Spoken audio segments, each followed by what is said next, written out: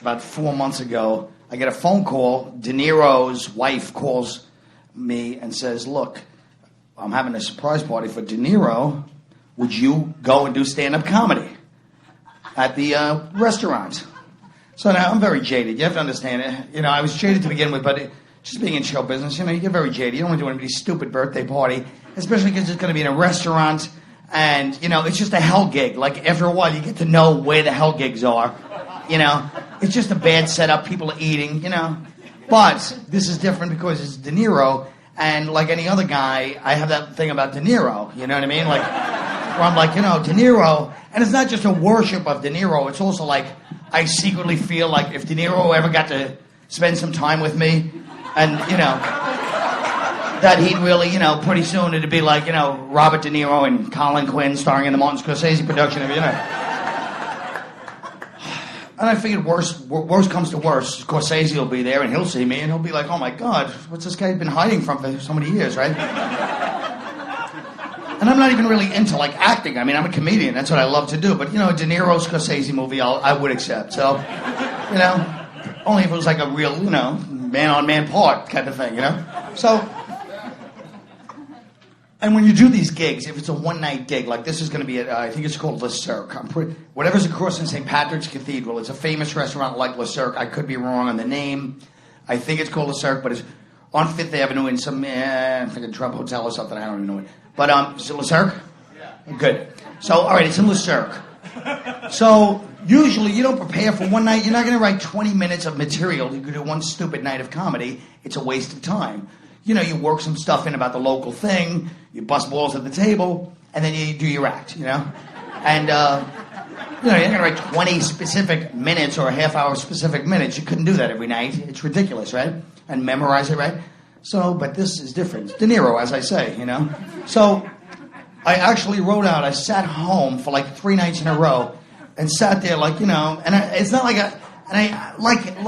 it's pathetic because I'm too old to be like that enthusiastic about anything, you know? But here I am, like, writing home. I didn't hear it. And I set it up into 3 parts. One part was me coming out, and I know from being a comedian for 20 years, you come out, you start zinging people with quick ones, start hitting them with it, because it's like a roast. There's all these people, they're not expecting a comedian. I know how these gigs go. Boom, boom, start slamming people, get a few laughs. Then I was going into like a kind of humorous story about the first time I heard about De Niro, but like a true story that's humorous and kind of poignant, right? And then the third part is going to be me. It's humiliating to say, but it was going to be me doing, because every guy knows some scenes from all of De Niro's movies. It was me doing like little scenes. I mean, I've never been like this in my life, you know? Scenes from De Niro's movies, playing all the little characters, because I figured I memorized all the scenes.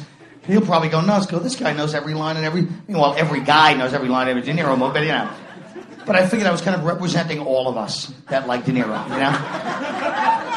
And, you know, because De Niro, like, I think this is... Plus, I had just gotten to the point, stand-up-wise, after all these years, where I was like, you know, my act, I'm so tight on stage, blah, blah, blah. I know exactly what I'm doing. I can free yourself. Anything I do, I just know how to do it. This is, like, meant to be, that his wife would call me at this time in my life when, like, you know, I'm really tight, you know, comedically.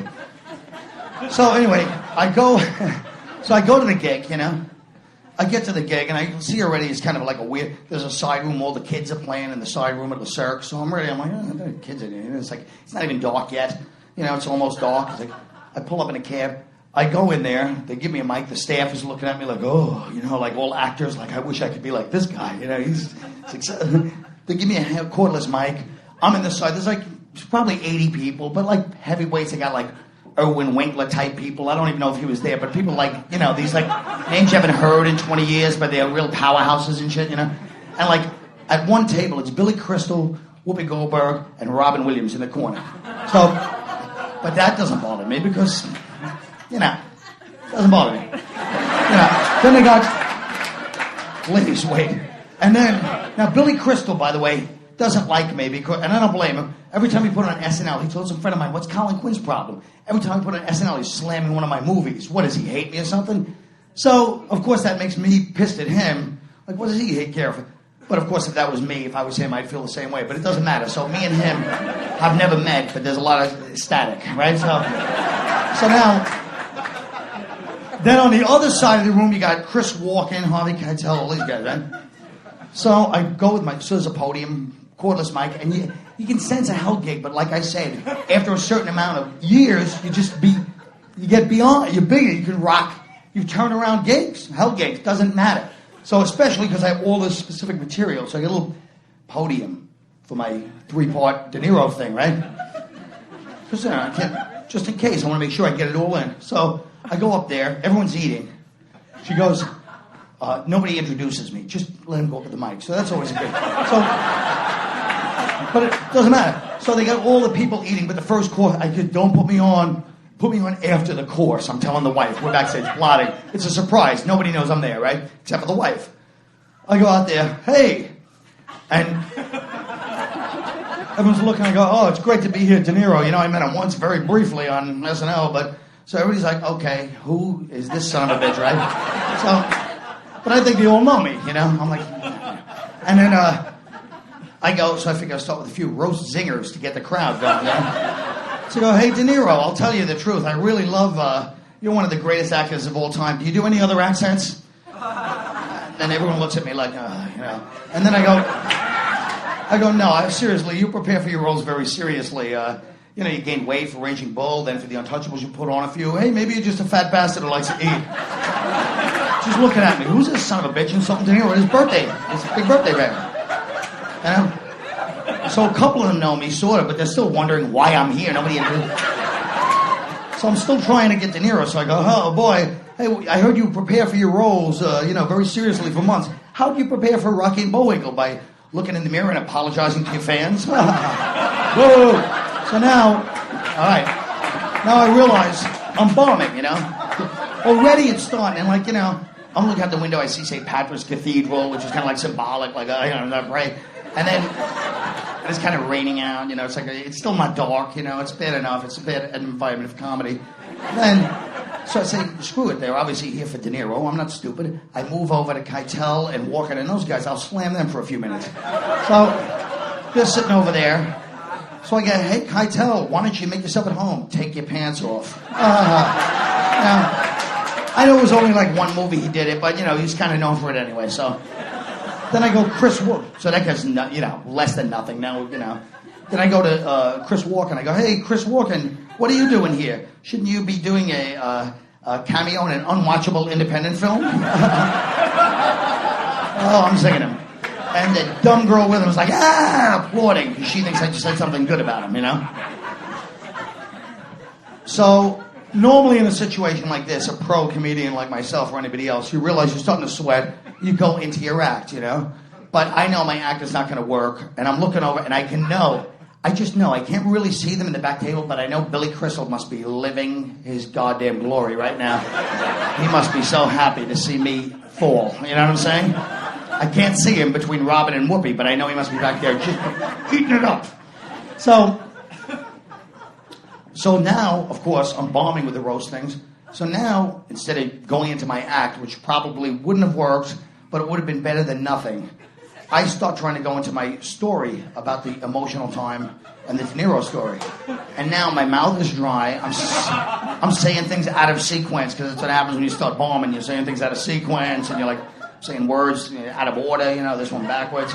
I'm like, you know, I mean, De Niro seriously is a great guy. Like, they need me, the guy that doesn't know him, to say seriously, though. He's good dude. Let me just give him my stamp of approval. Like, I got moves up. You know?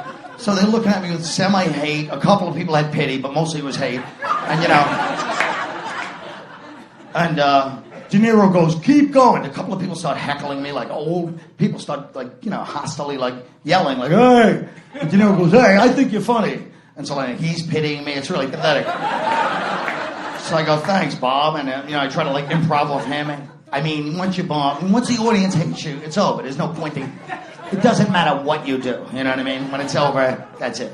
So, but for some reason, I can't let myself give up my dream. I had this whole dream put together of me and De Niro, and, you know, I mean, you know, it's not that I do that all the time. I'm not some starstruck kid. I'm thinking, you know, but this is the one. And it was just, so anyway, I get to part 3. Now, this is the worst part, because here I am behind a podium. Everybody hates my guts. It's uncomfortable. All the waiters that were jealous of all the actors are looking at me like I would rather wait tables for 20 years than be this asshole. You know? They were like totally just like, oh. I mean, they were really looking disgusted at me. So then I actually go into, like, and I'm not known for my vocal range, as we know. I go into Goodfellas, the scene, if you know Goodfellas, in the bar with Billy Batts, De Niro, Joe Pesci, and somebody else, and Frank Vincent. And it's like 4 people in the scene. I'm actually doing a reenactment of the scene. You know, I mean, and I'm doing each of the different characters, of course, the same voice with each of them, you know, which could work for that actual scene. But I'm like, hey, Billy, hey, Joe. And I'm moving like this to show the different people. And I mean, people are just mortified, you know? Because now even De Niro's wife, who set the whole thing up, who I blame, even she's looking at me pissed off. And I get off, you know what I mean? She's like, get off, you know what I mean? It's like and I'm doing this thing, and I'm looking at St. Patrick's across the street, and it's just like, and then one lady goes, oh, like she felt sorry for me. Just, oh. And now I had another gig, so I had 2 shirts. I just brought this cashmere shirt, and I was all excited. I had it with me, you know, but I don't ever carry bags in my family. We never carry, like, God forbid, like fucking, you know, suit bags. You just carry it with you. That's how we do. So I got a suit on, nice shirt, which is soaked through to the core with sweat. I mean, it's really, my whole face is sweating. I mean, just a shame-filled. Nobody, and these are people that study faces like actors and directors, they could see shame. You know, I feel like they could see inside like an x-ray. I'm just filled with shame. My whole life is miserable, you know? And then, so finally I just go, fucking happy birthday, Rob. Yeah. Like, seriously, happy birthday. And, you know, I get off stage. It's like, you know, there's a smattering sort of applause. But even, you know, when they're mad at you, even if they kind of feel like bad, they still can't really applaud. They resent you for, you know, wasting and ruining the party or whatever. So I go outside. I'm trying to, like, you know, get the whole thing together. So Robin Williams comes outside. I'm standing on 5th Avenue because I have to go to this other gig. Robin Williams comes outside crying with laughter. He knows me a little bit. He's laughing his balls off. He goes, you went up there. My wife goes, what's that guy doing with the microphone talking? What's he doing up there, Robin? And she told him, go up and save him at some point. That would have been, the only way this story would have been worse is if Robin Williams had come up and started doing his improv and saved me. And the whole crowd was like, oh, Robin, you saved this idiot, you know? So thank God he didn't, you know, he knows better.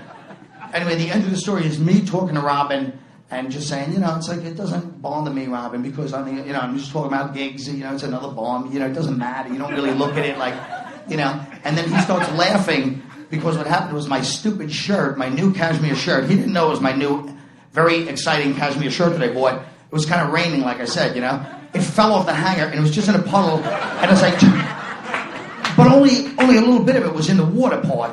As I turned around to get it, and I'm not kidding, ask Robin Williams if you know him, as I turned around to get it, a car ran over my shirt.